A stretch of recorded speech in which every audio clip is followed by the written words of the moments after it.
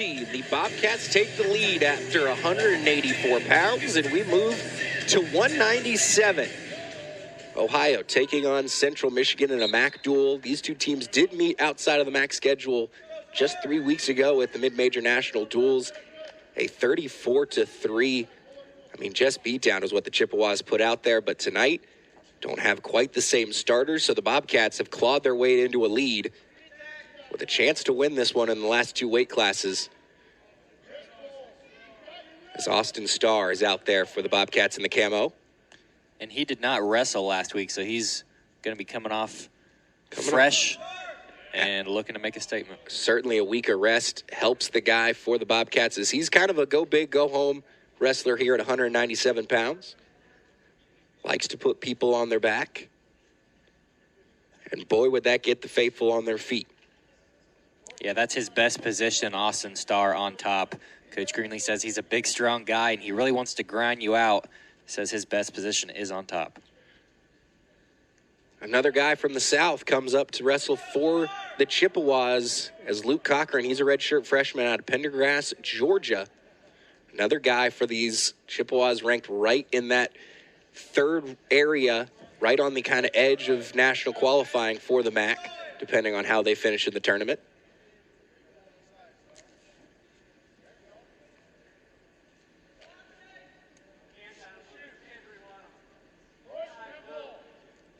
He's a three-time Georgia State champ.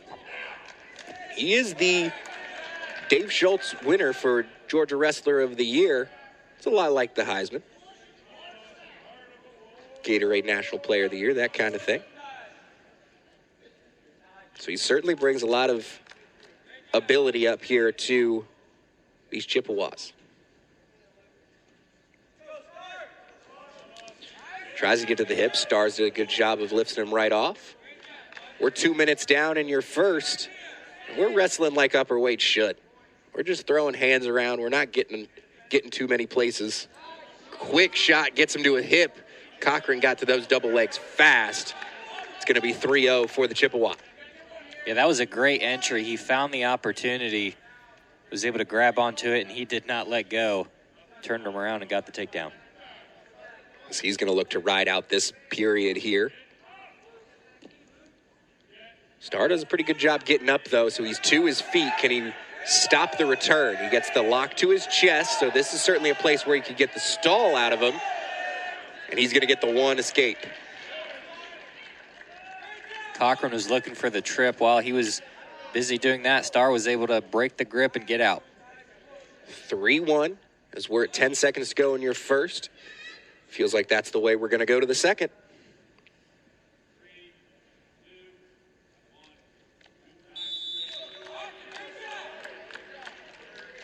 As Starr will defer. It's actually the first time I think I've seen anybody defer today. Everybody's kind of had their choice as soon as they were ready. So Cochran, he's going to go down. I think it gave him some confidence when he saw how he was able to get back up there, so he was just willing to do whatever. Quick return there. He said he's best on top, and he is a 197-pounder that likes to throw legs around. He tried two there, but Cochran does a good job of being to his feet already. So it's 4-1. Starr certainly still within shouting distance. He's got to find a way to some leg offense. Cochran is a stout 197-pounder. You're not going to find your way to throwing him around. Tried to work front headlock, had a leg, couldn't finish. So we're back square on our feet. Wasn't a bad half counter out of Starr, just got to see him commit and finish it.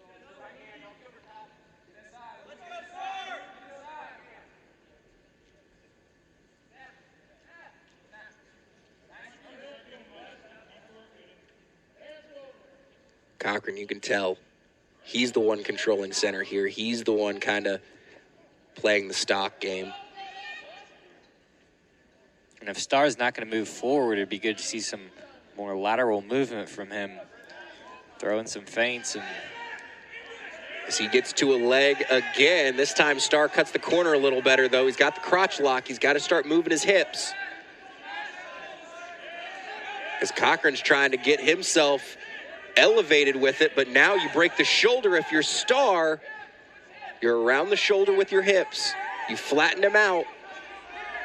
But a good job by Cochran to get it back over his head. Now we're having fun.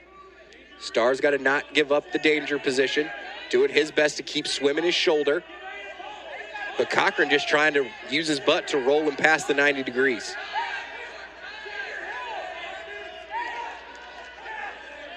Starr gets away from it. We're going to finish the period just like that. 4-1.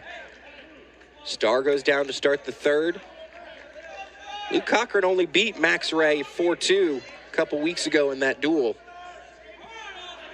Starr obviously being the starter, trying to reverse that decision as well.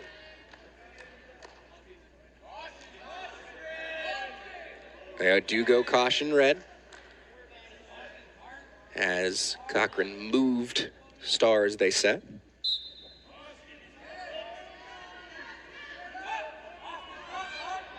Starr's got to find a way to his feet here in this third, and he's got to do it within the next 35 seconds, and he does quickly.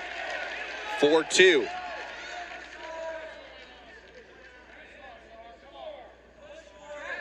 Austin Starr can more or less lock this duel up, knowing Jordan Greer is coming in at heavyweight. If he can pull off the win, just needs a takedown. And these are the moments that we need to see more action from Austin Starr, because Luke Cochran, kind of when they get in those head-pushing matches, has been able to take the advantage. Cochran 13-11 on the year. Starr sitting just under 500 himself at 9-10. So two guys that are relatively well matched. Cochran tries to shoot back in. Starr tries to get around him. Couldn't cut that corner. We're under a minute to go. Coach Greenlee telling him, you've got to get going. He certainly likes to work off that counter after Cochran gets himself extended. But Austin Starr's got to find something here out of these hand fights too. Gets him down, puts him in the front headlock. Cochran to a leg. 30 seconds to go. Can Starr cut the corner? He does. Now he's got to find a way to finish this. He's got to break the lock. He's through. He's around the back. He couldn't hold tight. But he can't let himself go. He's got 20 seconds to keep it going. He can do it again. The entire Ohio bench off their feet trying to get Austin Starr to go. He's got 10 seconds to work. He's got to go get this one. He's got to find a leg. 5 seconds. It's not going to be enough. And Cochran, it doesn't matter who you put out there in front of him. If they're wearing green and white, he's winning 4-2. And he does. Central Michigan goes back to take